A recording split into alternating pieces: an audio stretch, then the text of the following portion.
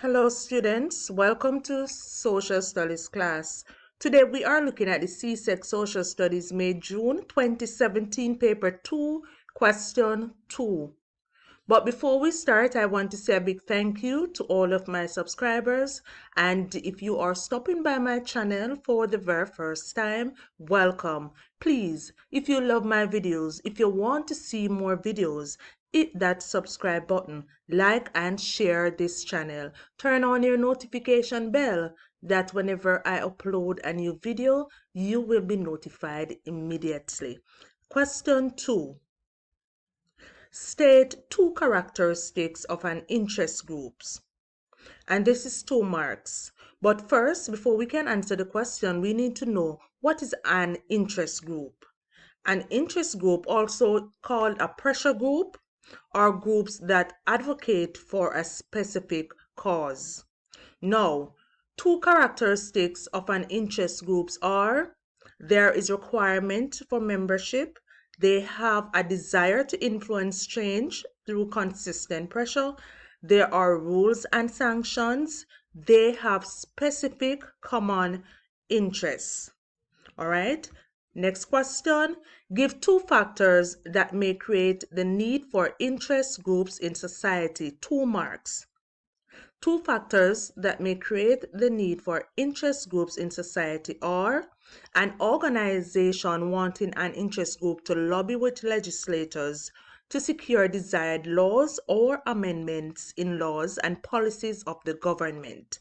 So maybe we have a company, right, that wants an amendment in law relating to sexual abuse in the workplace, right? So they will seek the assistance of an interest group or a pressure group to lobby to the government on their behalf to amend such law and policies, right?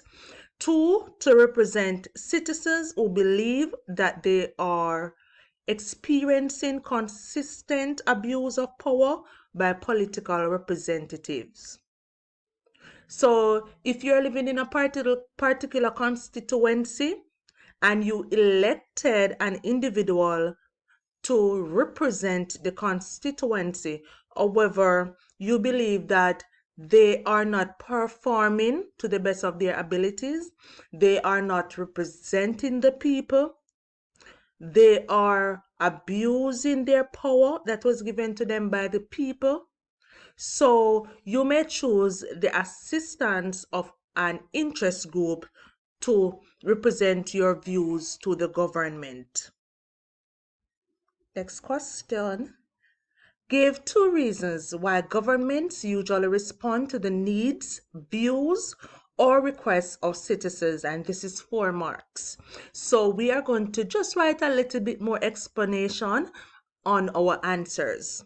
2 reasons why governments usually respond to the needs, the views, or requests of citizens are they were put in power by the people, so it is their responsibility to represent the people, and in doing so, they are also securing the votes of the electorates, and this will help them to be successful in the next election. Reason 2, citizens have a right to be heard by voicing their concerns, and it is a duty of the government to ensure that citizens' rights are respected, they are transparent at all times, and citizens are aware of what is happening in the country.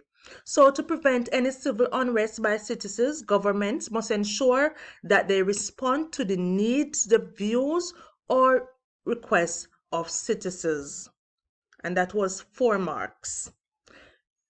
C, suggest 3 strategies a Ministry of Agriculture may use to assist a community group to engage in food production. 6 marks. Part 2, explain why each strategy suggested in C1 is likely to be successful, and this is another 6 marks. Do not make the mistake, right, when you're in examination, to answer both parts of the questions in a 1 paragraph. This is 2 different parts of the question, each valuing 6 marks. right? So you first want to suggest your strategies, your 3 strategies for 6 marks. Then you're going to explain or justify why you believe that each strategies that you have suggested will work, and that is another 6 marks. All right, students. But before we can answer this question, we need to define what is food production. Food production is preparing food in which raw materials are converted into ready-made food products for human use, either in the home or food processing industries. So usually farmers are the ones who are most times involved in food production. They are the ones who will provide the raw materials, such as farmers who cultivate tomato, right? Tomato would be the raw material.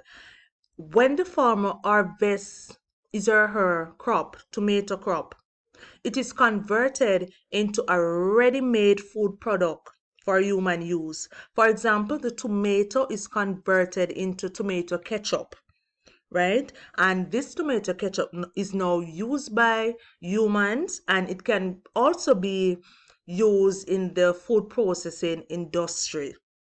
So now we know what food production is. We need to answer the first part of the question, which is to suggest 3 strategies a Ministry of Agriculture may use to assist a community group.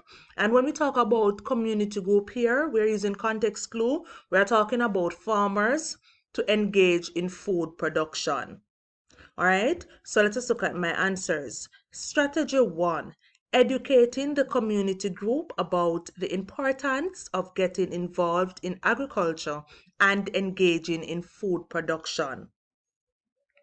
Now that I've answered the first part of the question, I need to now justify or explain why do I believe that educating the community group about the importance of getting involved in agriculture and engaging in food production will be successful. So this is the next part of the question, part B. The Ministry of Agriculture should educate community groups. And again, when we talk about community groups here, I am referring to farmers, right? About the importance of agriculture as a career and the benefits of engaging in food production. The ministry can also host community expo, visit schools, churches, youth club meetings to educate residents about food production. Various methods can be used by the ministry in their bid to educate the community group about food production and agriculture, right?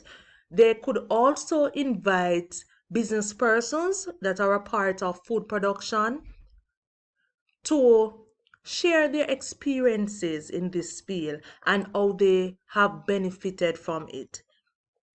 The Ministry of Agriculture could also put up flyers in the communities promoting agriculture and food production. All right, so that was strategy 1. And why do I believe that this strategy will be successful? Strategy 2, providing grants for community groups to purchase agricultural supplies that will be needed to engage in food production. Why do I believe that this will work? Providing grants for community groups to purchase agricultural supplies will be needed to engage in food production. This will work because community groups will be able to purchase supplies such as seeds, fertilizers, tools, irrigation, etc. Once community groups are educated about food production and they are equipped with the materials that they will need, production will increase. Strategy 3, assisting community groups by creating market linkages for them to sell their productions to when they are harvested. Why do I believe that this will work? Explanation 3. Assisting community group by creating market linkages for them to sell their produce to when they are invested would work, because once the Ministry of Agriculture educate community groups about agriculture, engaging in food production, provide grants for them to buy supplies and equipment that they will need, food production will increase. So the ministry providing local and international linkages to market. This will eliminate the problem for farmers who usually have to worry about finding a market for their products, right?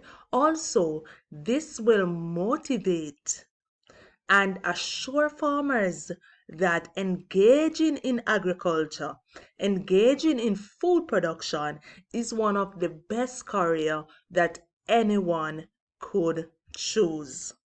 All right, so we have come to the end of the CSEC 2017 paper 2, question 2, questions and answers. I hope this video was very helpful and it will help you in your bid to prepare for your social studies examination.